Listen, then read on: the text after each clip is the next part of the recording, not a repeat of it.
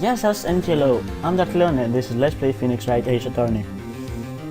At least we finished the biggest part. In the last episode we finished the biggest investigation mode period in the game, in all the games, because okay, maybe not all the games, but it was like 4 pages of investigation notes, while the biggest so far was 1.5, so I apologize for yesterday, I was indisposed. Hope I didn't hold you too long for questioning. It just finished actually, I'm used to all-nighters though. So, how did it go? It is as Mr. Wright suspects, the police are clueless. Figure as much, so I stuck a plea bargain. A plea bargain? What do you mean by that? We agreed that if I told them the truth behind this simultaneous murder, they wouldn't seek capital punishment. That's what I mean, Emma. But, Lana, don't tell me you. Much to my regret, I'm as much in the dark about this as they are. Huh? We discovered traces left by a certain person in the police department's evidence room. They belonged to Officer Jake Marshall. You found Officer Marshall's traces? Blood and fingerprints to be exact. That's the trump card I have up my sleeve today. Do you understand what this means, don't you? In order to defend my sister, you're going to accuse Mr. Marshall? We have to play the cards we're dealt. Isn't that right, Mrs. Sky? Do what you have to do, Mr. Wright.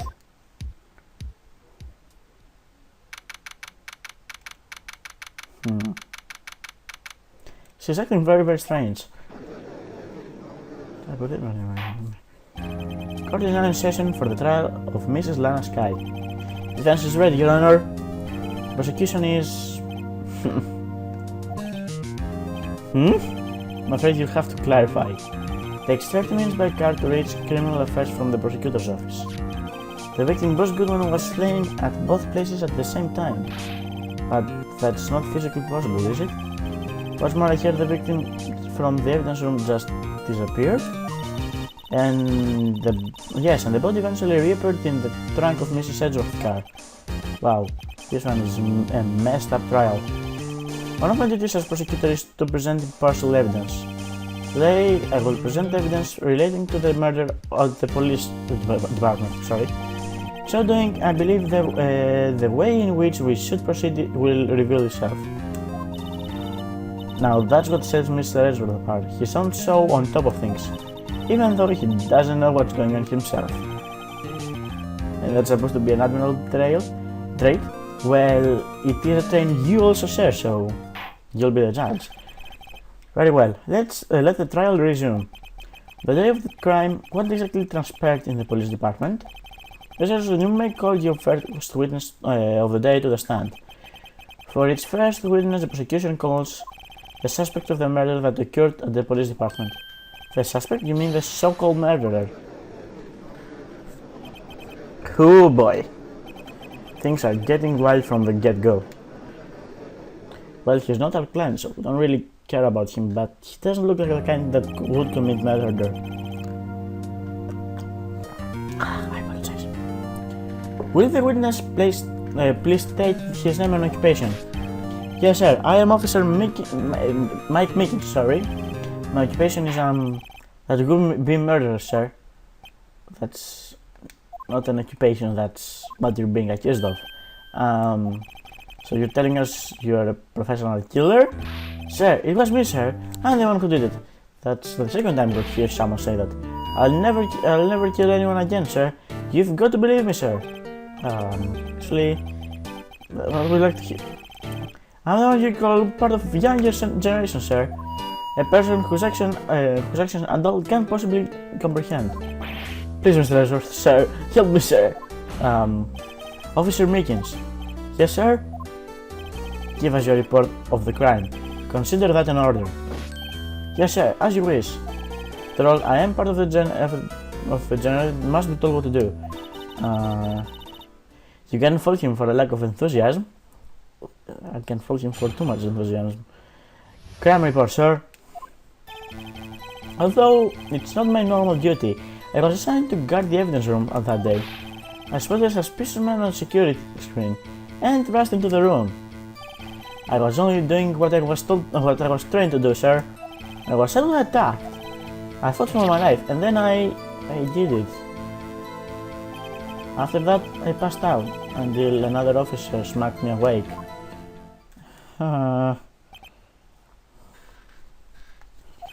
Okay.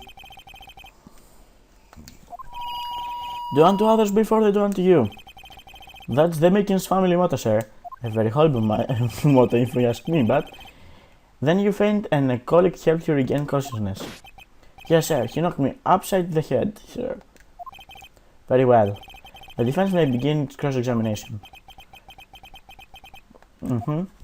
Well, as good old Phoenix said, we are supposed to press each and every statement, but I'm going to press the more important ones, and then I'll do the rest on my own time.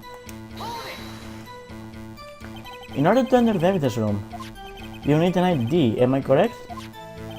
Precisely, sir. I have one right here around my neck. So then, your ID number should be listed in here, right?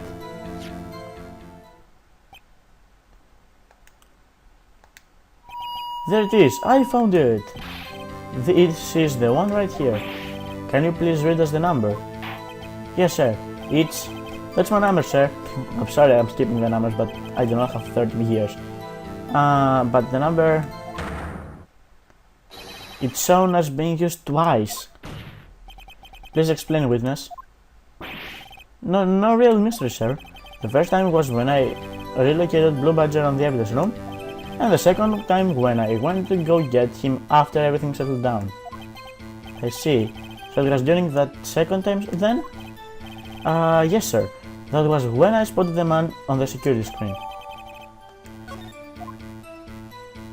Okay, so that was important because, well, he knew something or other, and then I passed out. That's, I believe, what I'm supposed to press now. Yes! That's the other important one. About what time did you regain consciousness? No offense, sir, but how am I supposed to know that? I was unconscious. Oh, right. According to the report from the officer that woke up the witness, it was about 5:30. He hit me right in the head too. I woke crying tears of pain. That's nice, it's nice that you recovered, that is. Huh? When I came around through, I made sure to finish my mission, sir. Your mission? Yes, sir, the Blue Badger, sir. I returned to the entrance before things got out of hand. Well, we can all rest easy now.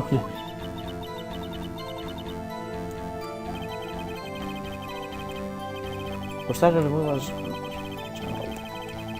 Oh. Okay, maybe I just need to press the rest of the things before... Oh, I'm stupid. I guess 5 wasn't important. Yeah, that last one statement wasn't that important because, well, I thought it was important and I noted it as important because it's the one that after, if you press each and every statement, the one after the other, well, that's when the thing triggers, because the last statement, the one about passing out, is, well, of utmost importance, considering, not of utmost importance, it's the one that triggers the sequence because it's the last, so I thought that it was of importance. I'm just going to skip things.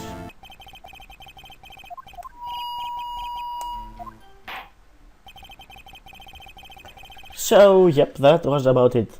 Nothing new appeared, just that they fought, and Mickens disarmed the man that attacked him. Hey, Your Honor, already one thing remains unclear. And that thing is, why is my coffee so bitter? Oh, no, I'm sorry. Was the man this officer murdered really the victim? He's got a point. Yes, Officer Mickens? With regards to that, sir, take a look at this. Oh, sorry, a double pressed A. Chief Gunn delivered this to me just this morning. To you? The chief delivered it. What is that? A videotape? Yes, sir, that's absolutely right, sir. A videotape, sir. The audience footage from the security camera. Why did they give it to you? What? But I specifically asked if there was such tape, and I was told it had been mistakenly erased. That's quite a mistake. I just do what I'm told, sir. It's the only thing I'm really good at. Looks like communication with the police department is as good as ever. Well then, let's have a look. Show us the video of you murdering the victim. Oh, please stop using that word, murder, sir. It scares me. A video of a real murder. Just what are we getting ourselves into? Maybe we should, make Emma go out of the room.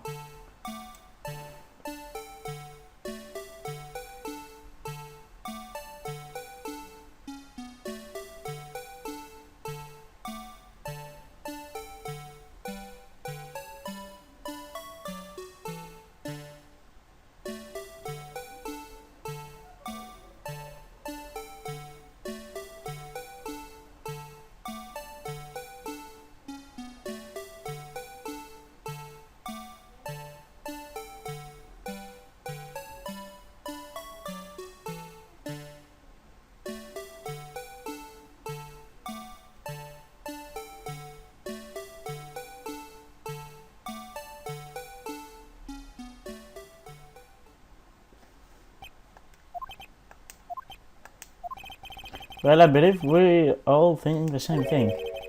How can we deal with all this unsettling feeling still within us? What the hell was this wrinkled piece of plywood? Whoa, keep the words there, dude. That is the pride and joy of the entire criminal affairs department, sir. This is the Blue Badger, sir. I'm not surprised this isn't going smoothly. Yes, well, anyway. This tape seems to prove that the witness did indeed encounter someone in the evidence room and some sort of activity happened, Your Honor. Instead of relying on clear and complete footage, the witness testimony will suffice. Is that alright with you, Officer Meetings? Yes, sir, as you wish, sir.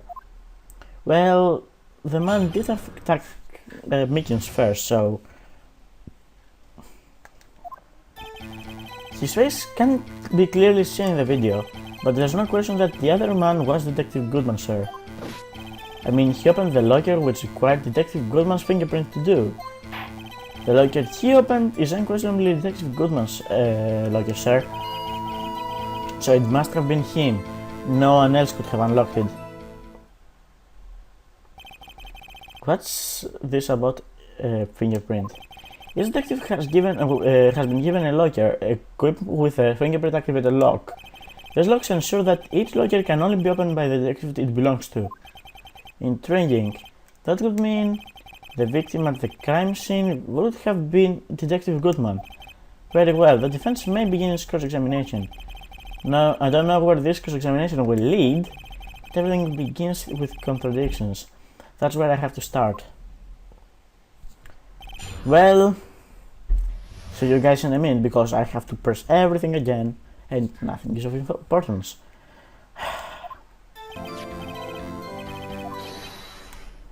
Sir, if I may something, sir, please do. After all, you are the one being examined. To understand why the man's face is so important in this case, sir, I mean, it was his hand that opened the fingerprint lock, and it was his hand that tried to thrust his knife into my body. My unsettled state can't testify enough into this. Yes, you have a point. The footage doesn't lie. That is, unless the defense can find the problem with it. Mr. Wright, let's check the court record again. So, the problem with the security video, actually there is. But before I go, the only thing that was of importance is that it was stated many times that Meekins never saw Goodman's face. So, well, I have to point that out before we keep on going, because we never see the man's face. Regarding the video contained in this tape, there is one thing in particular that seems rather strange. Strange?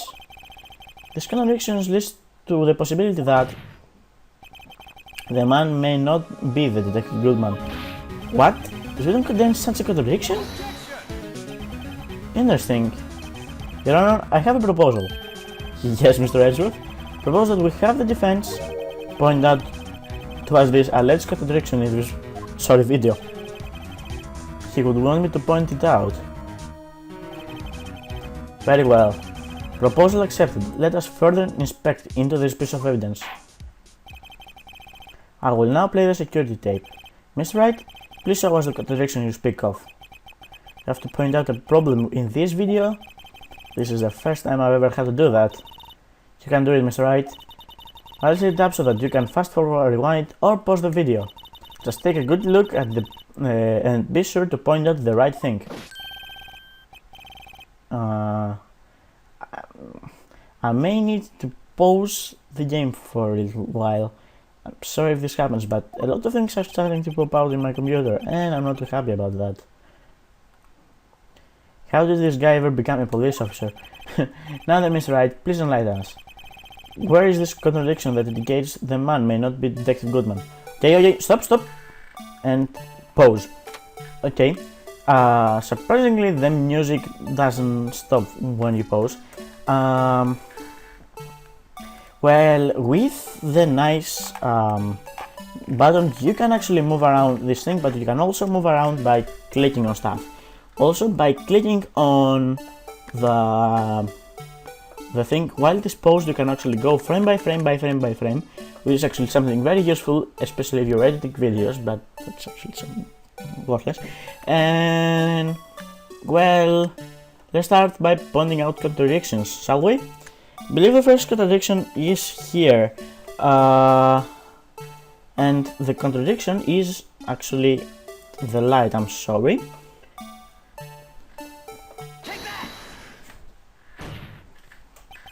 The thing that's strange about this video has got to be this. Officer Meekins. Sir, do you mean me, sir? No, the other Officer Meekins. As I understand, the locker apparatus works like this.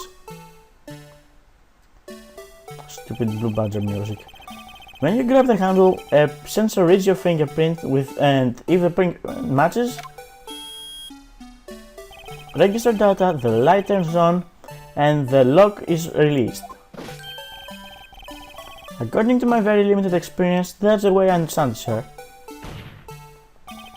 If so, then something is seriously wrong with this picture.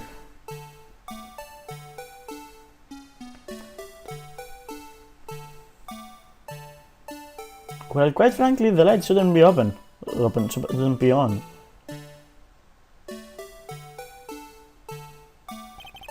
When the victim reaches for the handle to open the locker, let's rewind to a little earlier.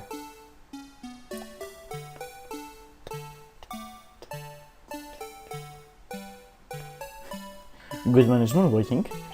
Here, notice the light? What's this? It's already on. Or lit, actually. Precisely my point, Your Honor. The locker was already opened before the victim grabbed the handle.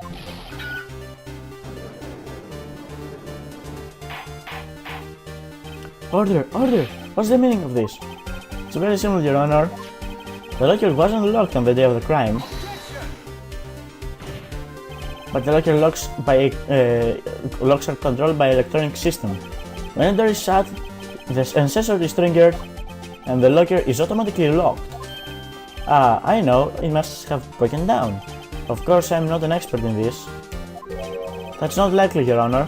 The sensor would detect and report any malfunction. Huh. Oh well, just goes to show novices should keep their mouths shut. Whatever. So then, Mr. Wright, do you have an explanation? Me, Your Honor? Yes. Why wasn't the locker locked? Me, Your Honor? Yes, well, you see, this isn't exactly my field. What do you think, Miss Scientific Investigator? Maybe something like jump the electronic system? Something jump the sensor. Say, there is something else that seems out of place in this video. Yeah, I thought so too. There's got to be another clue somewhere in this footage. Very well, let's inspect the video once more. The locker wasn't locked. Mr. Wright, please point out the cause for this. Well, let's fast forward a bit.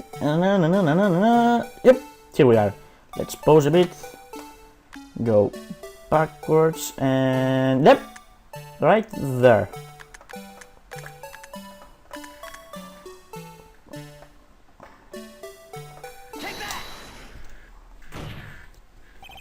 Please watch closely, this is the continuation of the part I showed you earlier.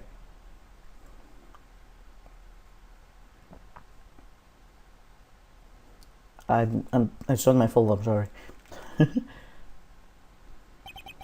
What's this? Something white fell out of the locker? But sir, it's your experience that things fall out of when doors are opened. I haven't fallen or great this is when I opened my door. We can't be sure that this item was in the locker to begin with. What do you mean? The sensor triggers the lock when the door is shut. What if something was inserted, say, between the sensor and the door? Inserted? I'm sorry.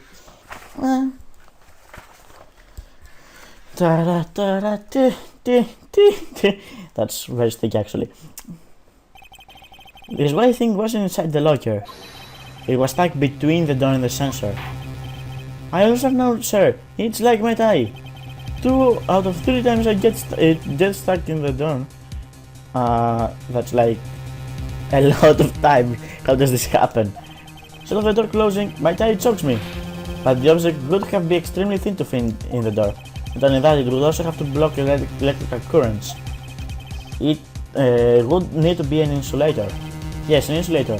At the crime scene, there just might have been something that fit this description.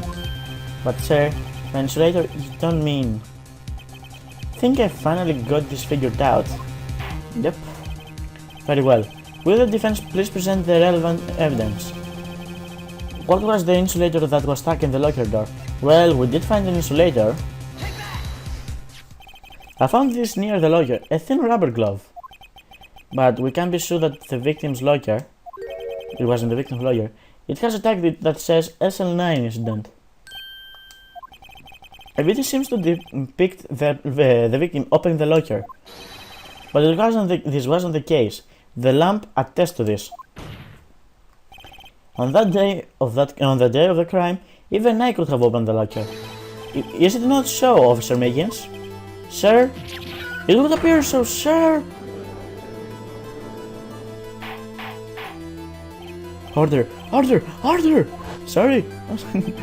So, are we to believe that the victim who this witness stabbed in the evidence room was not Detective Goodman?